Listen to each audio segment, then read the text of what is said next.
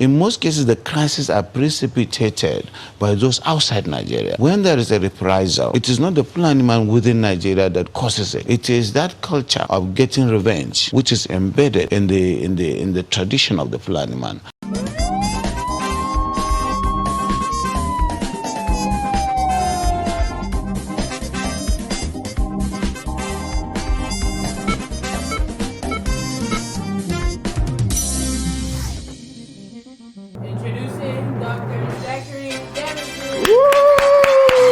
Welcome to the show. My name is Dr. Damages. We're coming to you from the greatest city in the world. New York City. Yes. New York City is so great that we lost the last of our great mafia godfathers, Peter Gotti. Yes, the great mobster who once led the Gambino family when New York was still New York. Died in prison last week at the age of 81. Yeah. Peter took over the family business, otherwise called organized crime, when his brother, John Gotti, otherwise called Dapper Don, died in prison. John Gotti was ambitious, powerful, and ruthless. He ruled with flash and conspicuous style, playing celebrity with the media and cat and mouse with the FBI. Yeah. Dapper Don was untouchable until Sammy the Bull ratted him out. Yes.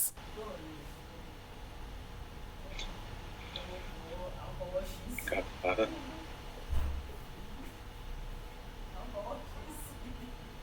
Look. And the godfather said, good.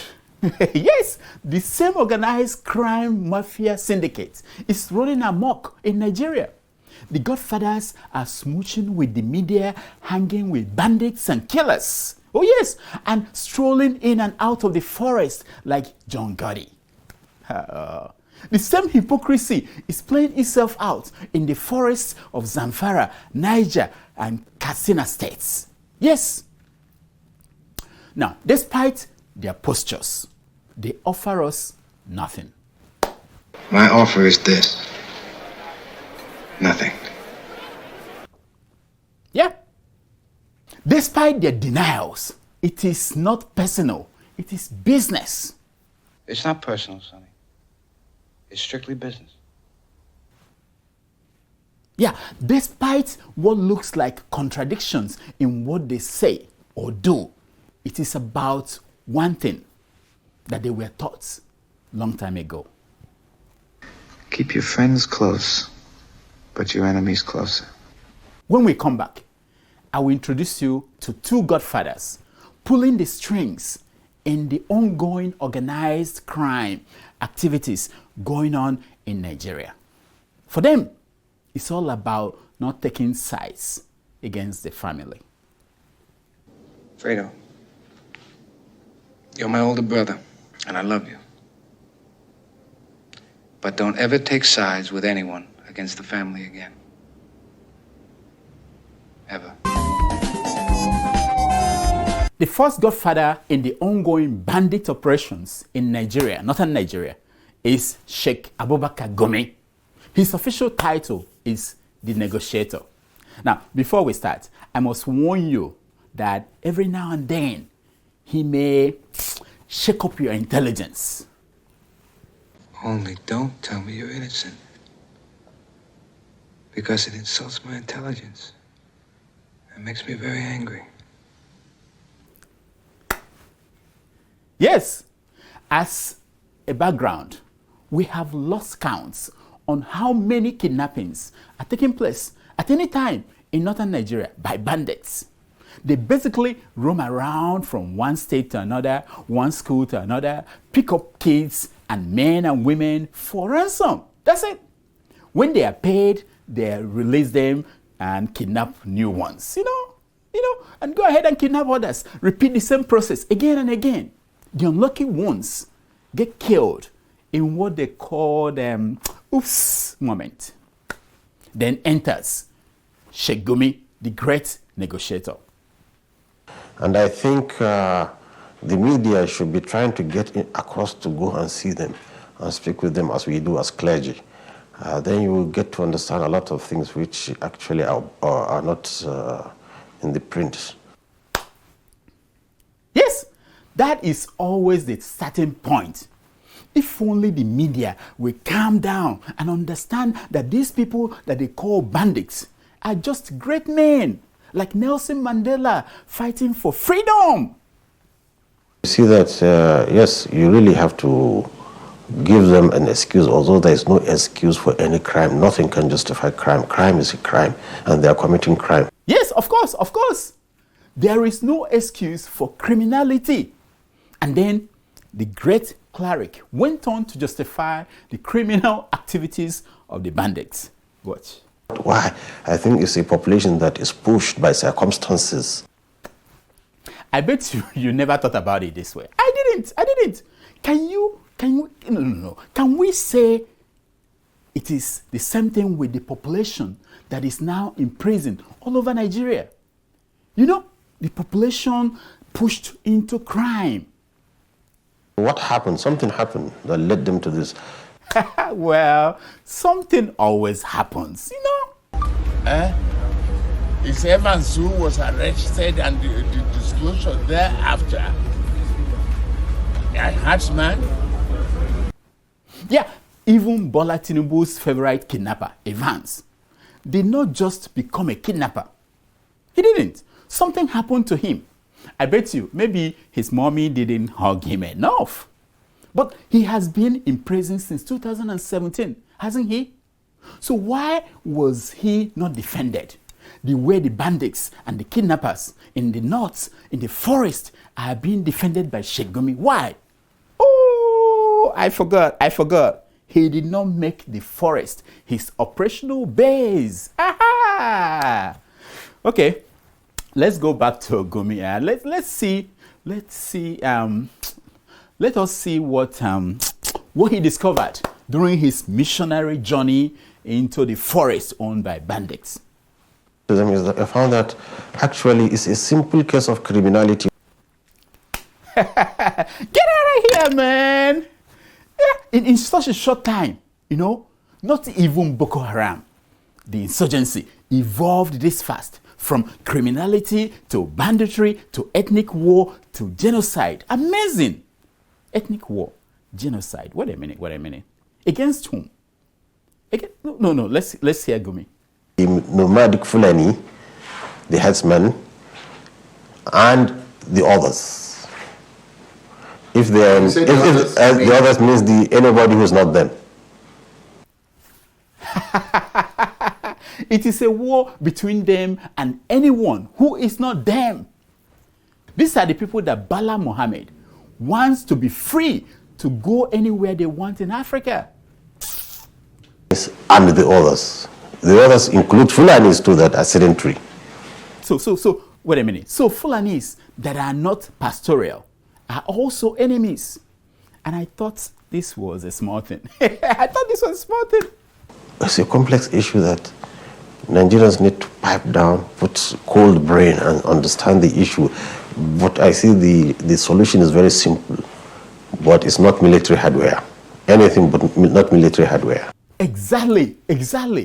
Was that not the exact thing Sheik Gumi was telling the federal government of Nigeria about the Biafrans and the Uzodinma activists, and that the federal government should do that the same thing with them? Was it not?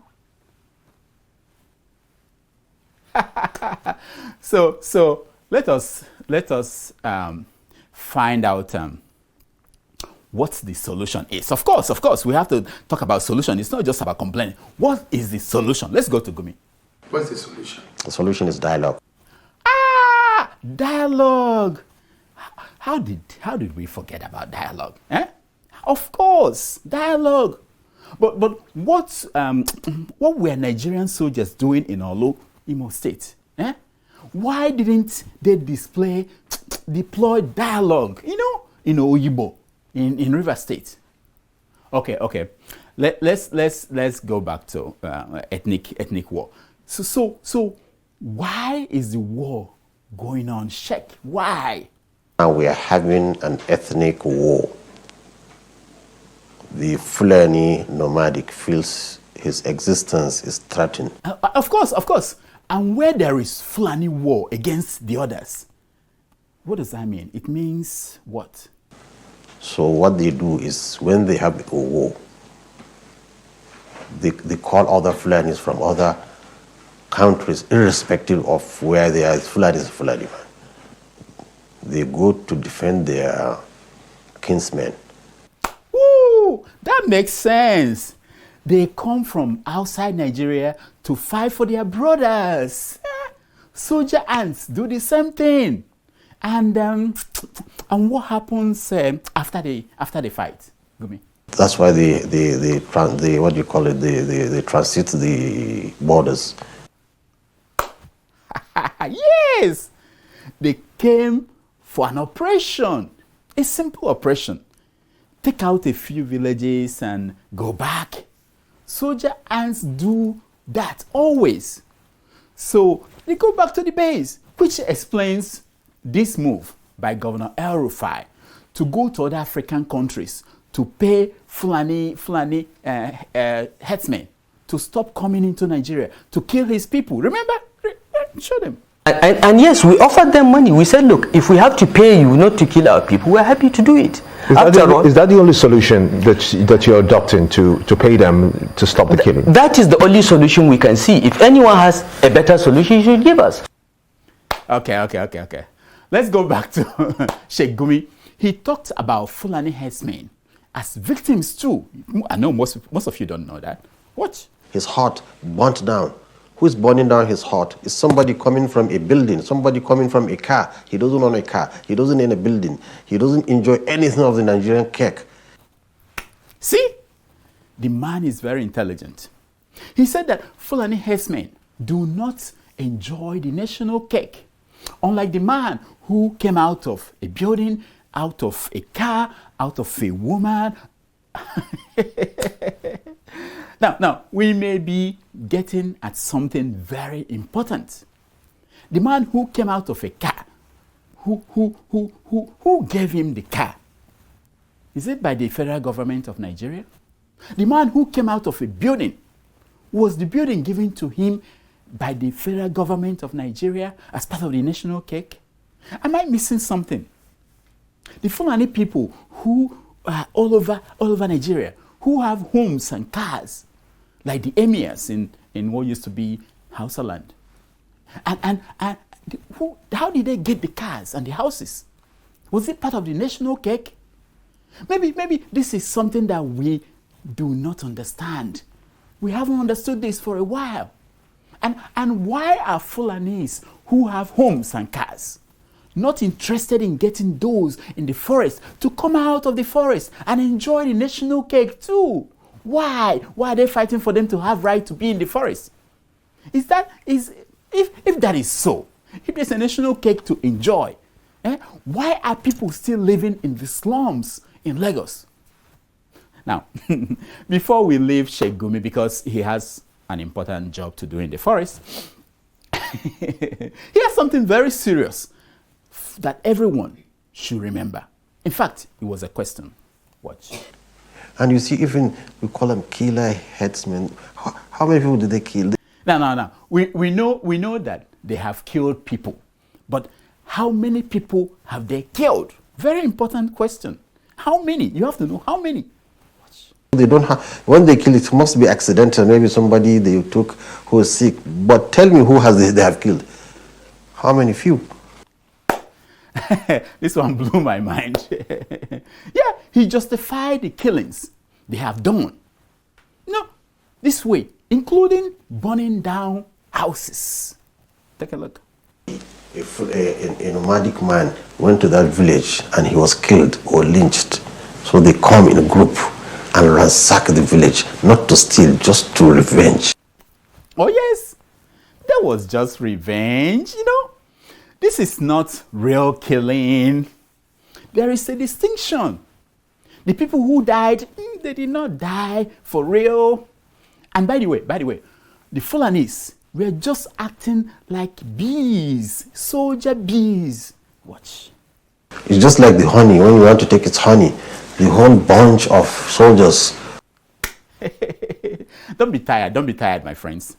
I think we need to finally get to the roots of our misunderstanding of these peaceful friends that we must live with, who come in and out of Nigeria from all parts of Africa. We have to spend the time. Stay with me.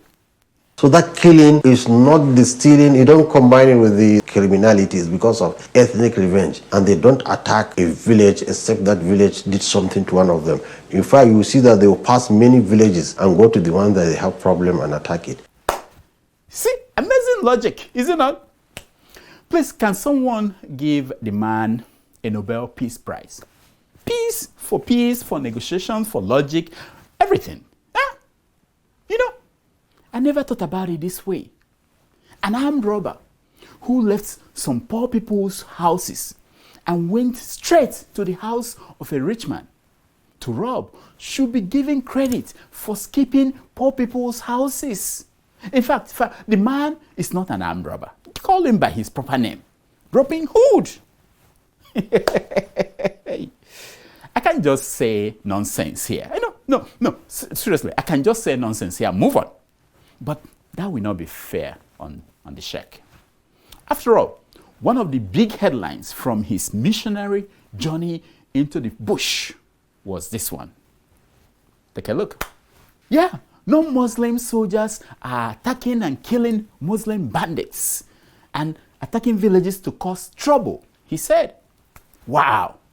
I don't know that Sheik Gumi is capable of putting a knife into the tiny rope that is still holding the Nigerian military together. I didn't know he could do that. Gumi said that the military, they know where the bandits are. He said that he even met a herdsman who is a military informant, but that for some very important reason, the military is not going in. Here is Gumi. Learned its lesson. The first approach they had, when they go in and start killing, they realize it's the wrong way. And they realize they are producing a monster. So they are now very careful. Yes! Always pay attention when a godfather is speaking. You learn one thing new. Seriously? Didn't you learn something? We'll be right back. Yeah, we have to do this. This is a segment we call preventative medicine. Yes. Preventative medicine is brought to you by the Open Society Initiative for West Africa, OSIWA. Now, in COVID-19 news, there is good news and there is bad news. The good news is that cases of COVID-19 are coming down in so many parts of the world. The bad news is that so many variants are also emerging all over the world. There is the Brazilian variant. There is the UK variant. There is the South African variant. And of course, there is the Nigerian variant. That are, and one of the mutations that this variant that was originally associated with Nigeria has is one that is of concern. So that's why our lab folk have decided to include it in the ones that we monitor for. Oh, the Nigerian variant has gone all the way to Canada. The truth is that we cannot relax now. It is still very dangerous. In fact, we need to follow the COVID-19 protocols more than ever this time. The last worldwide pandemic of 1918 killed over 500 million people, which was 1/3 of the world's population then, 1/3. It came in 4 successive waves, like it happened in 1918. There is a risk of relaxing now and having one of these variants sweep through the world in days, killing millions of people in a very short time. Remember that COVID-19 has killed over 500,000 people in the US alone and more than 2.5 million people worldwide. The other good news is that COVID-19 vaccines are rolling into Africa. Yes! Finally, Ghana has become the first country in Africa to receive COVID-19 vaccines through the COVAX program. Yes! Look at the headline.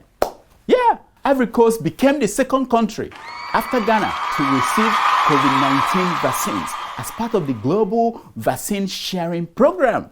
Yes! I know. Nigerian vaccine is coming in this week. So, will you take it when it comes to Nigeria? Nigeria Health Watch recently went on the streets of Nigeria to ask this question. Here are some answers that some of the people they met on the street gave. Take a look. I will take it. I don't think I'm going to be vaccinated. I will take it. I'm not going to accept the vaccine. It's going to keep us healthy, why not? I will take it. I cannot take it. Yeah, different people, different views. One woman asked an important question. Watch. We've been seeing different reactions about the vaccine online on social media. People doing some funny dance moves. Would that really happen? I don't want to have like a negative reaction to the vaccine. I don't want to bring all those things that is going on.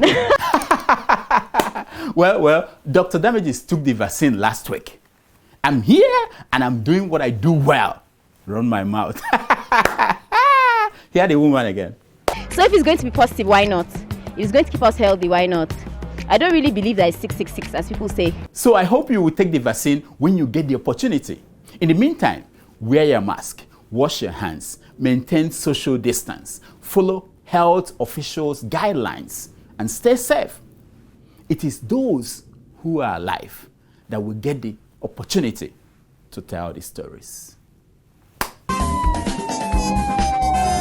If you want to understand Governor Bala Mohammed of Bauchi State, don't ever listen to Governor Samuel Otom of Benue State. He will confuse you. Watch. And I'm beginning to think that my brother, the governor of Bauchi State, is part of the terrorist Fulani organization. No, Governor Otom. No. Governor Bala Mohammed was a former senator of the Federal Republic of Nigeria, a former minister of the Federal Capital Territory under President Goodluck Jonathan, and currently a godfather in good standing of the armed Fulani herdsmen. The Fulani man is a global or an African person. He moves from the Gambia, from Senegal, and his nationality is just a Fulani man. I guess there must be another undiscovered Jews of Africa, to be able to go around everywhere in Africa. A Fulani man sees himself as a Bayelsan, as somebody coming from the Niger Delta. Yeah, I believe we can do that. We can do that. Don't you think so? Can't we? We can. Take it as part of our heritage that God gave us the Fulani to spread all over Africa with special visa, to travel free, engage in any business anywhere, and if they need any resource for their business, like land or forest, the government of that territory must hand over the resource. Who doesn't want that? Who doesn't want that? That's what we want all over Africa. And that we cannot just close the border and say the Fulani man is just a Nigerian or this. No. Of course. We cannot do that. After all, they come in peace. In most cases, the crises are precipitated by those outside Nigeria. When there is a reprisal, it is not the Fulani man within Nigeria that causes it. It is that culture of getting revenge, which is embedded in the tradition of the Fulani man. Yes. Even if they do not come in peace, even if they are rushing in to revenge a killing of their fellow Fulani, it is just their tradition. Rushing in to kill Nigerians in revenge is just tradition. The same thing as Igbo people eating isiewu, or Yoruba people eating ewedu, or Apostle Suleiman's people eating groundnut soup. The same thing. Tradition is tradition, and you have to respect it. And the Nigerian government should get on with the program. Don't be so, Governor Bala Mohammed. Now, for those who do not know who Bala Mohammed is, here is a brief history. He studied English at the University of Maiduguri. Upon graduating, he worked briefly as a reporter before he joined the civil service. He quickly rose to become director at various ministries, federal ministries. He worked for Governor Issa Yuguda before he was finally elected to the Senate in 2007. In 2010, President Goodluck Jonathan appointed him the Minister of the Federal Capital Territory, Abuja. Okay. So let's hear from the man himself. If I understand it, does that mean that those Fulani men who are maybe domiciled in other countries who move around, they can come into the country and this plan will accommodate them as well? Yes, that's what we want to do. Yes, of course.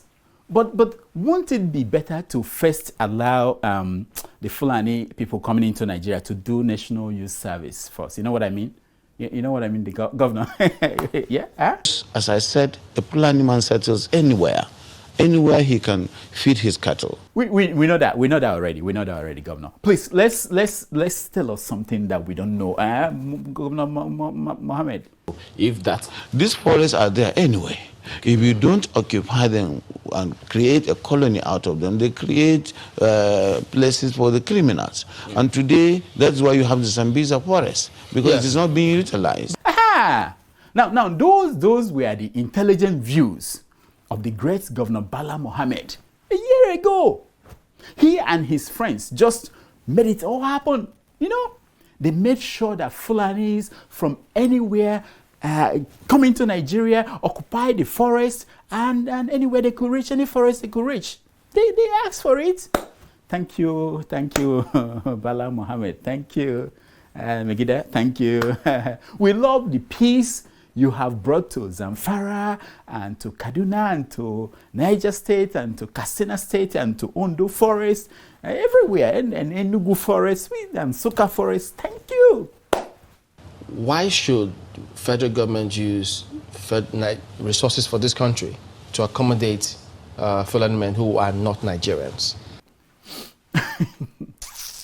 You see, these TV people are always, they're asking so many useless questions. Anyway, let's watch the governor's answer. See, as I said, we're already accommodating them. Do you delineate and then really know who is not a Fulani man from Nigeria? They are all Nigerians, because I said their identity, their own citizenship is Nigerian. Yawa! I didn't know that. I did not know that. You see, that explains the mystery of our population figures from the north. This fluid kind of thing, you know? Now, for those still baffled by the genius of Governor Bala Mohammed, it may be important to remember this.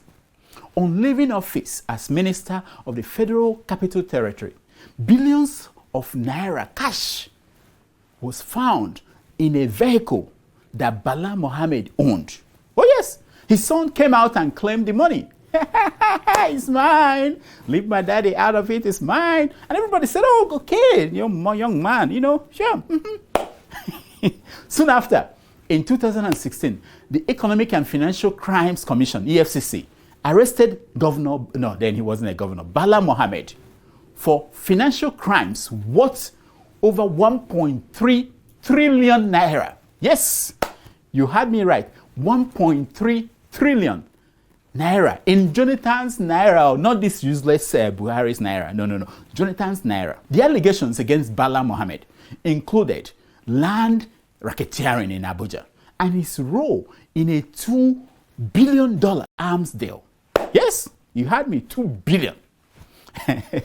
Bala Mohammed, with billions and billions of naira in his pocket, just pushing, coming out from his pockets and everywhere he goes, and facing EFCC trial, ran for governor of Bauchi State in 2019 and won. Yeah, he won the Nigerian way. He won.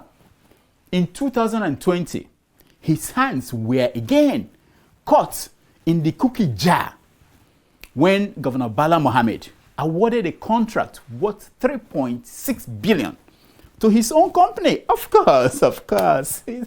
Old habits don't die that fast. You know, they don't die that fast. So you can understand why recently Governor Bala Mohammed gave Nigerians a lecture on why Fulani herdsmen must carry AK-47. Watch. Cattle rustlers who carry guns, kill him and take away his commonwealth, that is the cows. he had no option but to carry AK-47 because the society and the government are not protecting him. Bam! You see, the Edo man kidnapped by terrorist Fulani herdsmen in the forest in Edo. The Ondo man kidnapped by the terrorist Fulani herdsmen in the forest in Ondo should also have no option but to carry AK-47. Can Governor Bala Mohammed come out and support that? After all, cattle rustlers go after the cattle, but terrorist Fulani herdsmen in the forest, they go after the lives of people, that they kidnapped.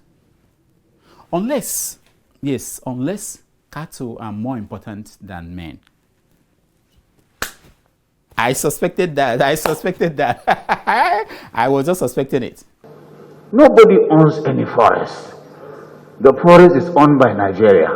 Why is it they don't teach us this in school? I'm just saying, nobody owns the forest in Nigeria. Nobody owns any water in Nigeria. Any waterway, nobody owns it. Nobody owns any air. Nobody owns any market in Nigeria. Nobody owns any woman in Nigeria.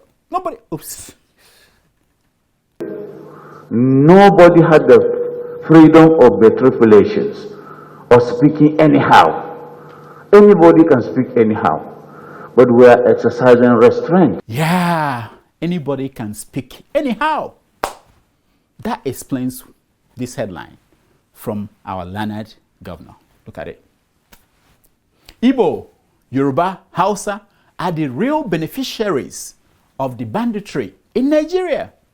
They are the ones who collect the millions that the government is handing over to bandits. And once the bandits get it, they give it to Igbo, Yoruba, and Hausa. Yeah, everybody can speak anyhow. Especially in the state and the nation in general.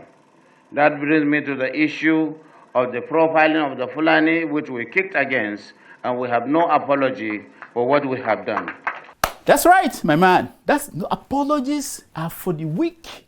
There is no tribe or group that is free from criminality. I think we can agree on that. We can agree on one thing, and that's one we could agree. And that's one thing we could agree on. That will be a good place to stop. We have all learned something from this experience. All of us. No? And to tell you that what I will do, I will not say it here, but I will do everything to make sure that I protect you and lend support to you because I know you mean well. Oh, we are scared. What he will do, he will not say here. Do you know that is the kind of thing that people say before they commit genocide? No, I'm just saying. If you doubt me, check the genocide trial in Rwanda or the Holocaust trial in Nuremberg, Germany. Check. They say the same thing. This is a former reporter, a former senator, and a former minister of Nigeria. He's also a current governor and not one of those poor people carrying radio on their shoulders as they walk across the streets of Nigeria. No, not one of those people in the forest. No. Kafunefune diotua. Funefune. Ogadia. Africa, who did this to us? Who did this to us?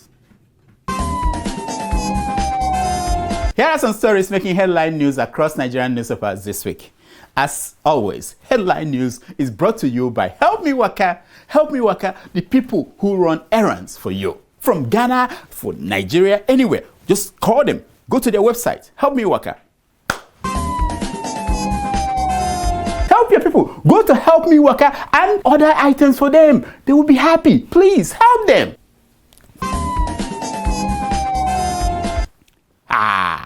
First story is, this is from Tanzania. Wonderful story. John Magufuli, their president, tells citizens to pray. Says that God is testing them with COVID-19. Look at the headline. When will God stop playing with the good people of Tanzania? When? Was God not satisfied with his experiment with Job? Yeah? Why is he trying John Magufuli? My man, Magufuli, my man. Here is what you should do. This is what you should tell God. Just say to him, God, do you know who I am? You'll be surprised. God will back off, Nonsense. Instead of God to destroy the devil, he joined the devil to test the good people of this world like Magufuli. How are we supposed to know which test is coming from God and which one is coming from the devil? How do we know? I don't blame you, my man. Next. Oh, this is unbelievable. Tension as security agents attempt to arrest Sunday Igboho. Look at the headline. Unbelievable. So the DSS, after looking at all the charms and juju that Sunday Igboho wears in his vest, they think they could arrest the man. Impossible. I know that the DSS spokesman said that it did not happen. Yeah, he said it was just a test run. But Yoruba activists around the world immediately warned Buhari not to try that nonsense. Yeah. Even Femi Fani-Kayode told Buhari in Hausa that arresting Sunday Igboho will be like arresting Buhari for planning the 1983 coup that removed President Shagari. Wait a minute. From what? Wait a minute. What? The point is that Buhari's government is meeting with killer bandits in the north, but arresting activists in the south. Yes, it is written in Animal Farm, page 419, that all animals are equal, but some are more equal than others. It's there. Open the book. They're just following what is written. Unbelievable. Next. Oh, this is from America. Hush Puppy laundered money funds for North Korean hackers, says the US. Get out of here, man. So the man was dealing with the supreme leader, and we did not even know. That son of a supreme leader. No wonder he was flaunting his wealth on social media. He was sure that there was nothing the FBI could do to him until there was something that the FBI could do. That's how it's always like that. There is nothing the FBI can do until there is something the FBI will do. The man went far. He wasn't even playing at our level. Next. Oh, you won't believe this. Nobody will believe this. Give us state police resource control now, says Governor El-Rufai of Kaduna State. He's telling the federal government. Yeah. The man is bold. Something changed. Is it just me, or do you also feel that the man is overcompensating? Since he paid killer-herdsmen abroad to stop them from coming into Kaduna to kill his people. And guess what? After he paid them, they now moved in and they now based themselves in. They just said, we are taking over the forest everywhere in northern Nigeria because there's money to be made. That's El-Rufai's fault. You see, very soon, he may even champion referendum for Biafra or any group that wants to leave Nigeria. Anything to say to rebrand himself, he will do it. 2023 is coming. Yeah, he will. We have seen this before, haven't we? We have. Remember Buhari's sermon on the mountain in Chatham House in London? Yes. Fool me once, shame on you. Fool me twice, shame on me. That's it. If we allow El-Rufai to fool all of you, shame on you. If you allow El-Rufai to fool you, shame on you. Don't say that Biden was the one who brought whoever. I'm just saying. Next. Oh, Republic of Benin, ready to become Nigeria's 37th state, says Nigeria's foreign minister, Onyama. Amazing. We are getting up there. For a moment, Nigeria almost got a new state, if not for the loud mouths in Nigerian media. they started running their mouth. Blah, blah, blah, blah. Now, we have to wait until El-Rufai becomes president before we can talk about making Benin a state in Nigeria. The plan was to add Benin Republic and then Niger. Niger is already a state in Nigeria, almost, you know. We have a refinery there that we use. We are building railroads to the country, you know.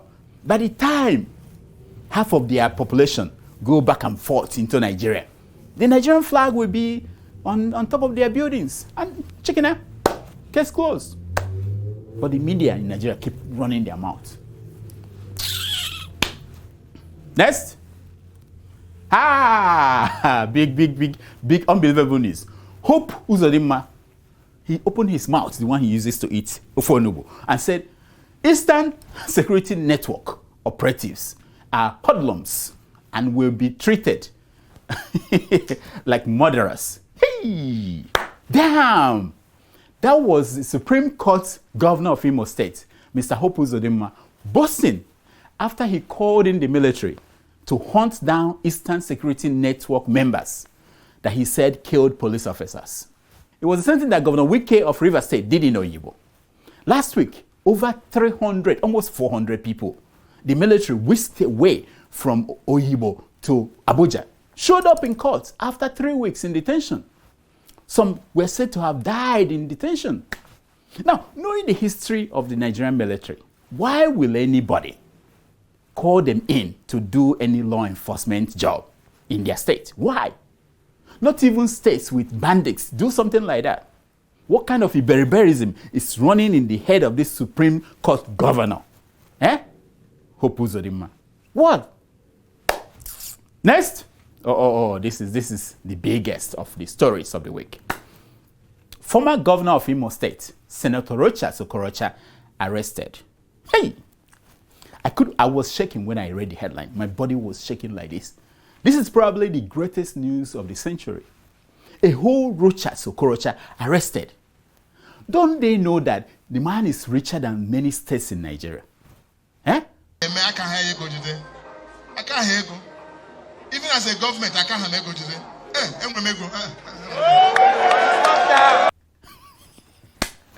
Rochas was arrested when he stormed Imo State to get back his loots, that the Supreme Court governor has taken from him.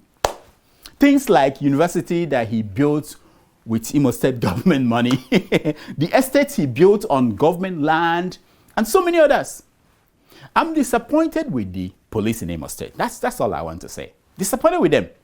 Why? Why didn't they put Rochas in the prison that he built? He built a prison. Why did they put him to that old prison? This is what I think we should do. We should get Rochas and Hope Uzodinma to enter a boxing ring and fight. Pay-per-view. People will pay to watch. Whoever wins will mold the person and give the person a place in the garden of heroes. Nonsense. My people, quality and affordable healthcare is expensive. We know that. But MediShare Nigeria can help offset expensive medical and pharmacy bills for you and your loved ones if the need ever arises. MediShare Nigeria is a non-profit medical expense sharing platform that is not only funded by members' monthly shares, but also by grants and generous donations. Share plans start from 500 Naira monthly. If you sign up using the promo code DOCTOR for a basic plan, you will get so many benefits. You will receive a wrist blood pressure monitor. Yes, to monitor your blood pressure. If you sign up for a standard plan, you will receive not just a wrist blood pressure monitor, but also a monthly telehealth check-in after 90 days of signing up. If you sign up for premium plan, you will receive a blood glucose meter in addition to 2 other incentives that come with the standard plan. Something wonderful. Don't you want that? If you live outside Nigeria and you like to sign up for your loved ones back home, you can do so. In fact, you can request an in-person physician visit if you live in Lagos State or Oyo State or Ogun State, although you may have to pay more depending on what plan you signed up for. Wonderful service. The best part of it is that your annual coverage increases the longer you remain a member, and they provide you with multiple means of payment on their website, so you can pay from a Nigerian or a foreign account. You can call them, send them an email, or reach them via WhatsApp and Instagram, and they will be happy to help you. Why don't you do this for yourself? Avoid these expensive bills. Do it. Help your people. 500 naira, basic. You can do that. Come on. Thank you. Thank me later. Thank me later. Anyway, that's all the time we have. Please keep following us on Twitter at Dr. Damages, and on Facebook at Dr. Damages, and on Instagram at Dr. Damages. Now, you can also support us at patrons.com/Dr. Damages.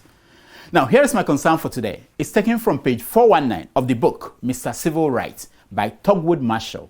And it says, in recognizing the humanity of our fellow beings, we pay ourselves the highest tribute. Until next week, I'm Dr. Damages. I diagnose. You heal yourself. Woo! Thank you, thank you, thank you, thank you, thank you, thank you, thank you. All right.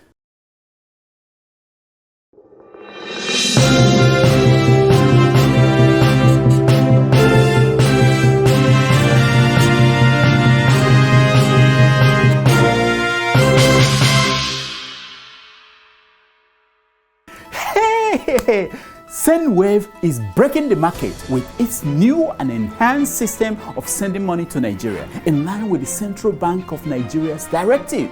Oh yeah, stop the press.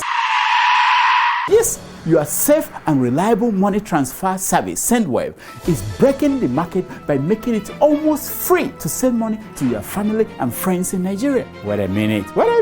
You can send money from the US, Canada, UK, Spain, Italy, and Ireland to Nigeria for just 1% transaction fee. You will save money by using SendWave than any other remittance company in the market. For example, if you send $100 to your sister, she gets $100 in Nigeria, and you pay just $1. That is crazy. You will also be saving almost $4 from what the other remittance companies charge. And no matter how much you send, SendWave will not charge you more than $9. Isn't that great? Add to that, when you use my promo code DOCTOR, you will get $5 bonus for your first transfer. Now, your loved ones can pick up the money in dollars from any Access Bank or Zenith Bank anywhere near them. Oh yeah, pickup is during bank hours. Banks will not give out money, your dollars, when they are closed. You know, go, showbo. And there is no cost to your loved ones to pick up the dollars. So hurry and download the new SendWave. Now, to send money, you need to add the recipient as a new recipient. You also have to select cash pickup and enter their name and phone number. Once you send the amount you want, SendWave will text a code to your phone number. They will also send the same code to your recipient. That's it. That code is what your family member or friend will take to the bank to claim their dollars. SendWave, your best way to send money to Nigeria, Ghana, Kenya, Tanzania, Uganda, Ivory Coast, Cameroon, and Liberia. Oh, they're in Liberia, Ivory Coast, and Cameroon. Why didn't I know that?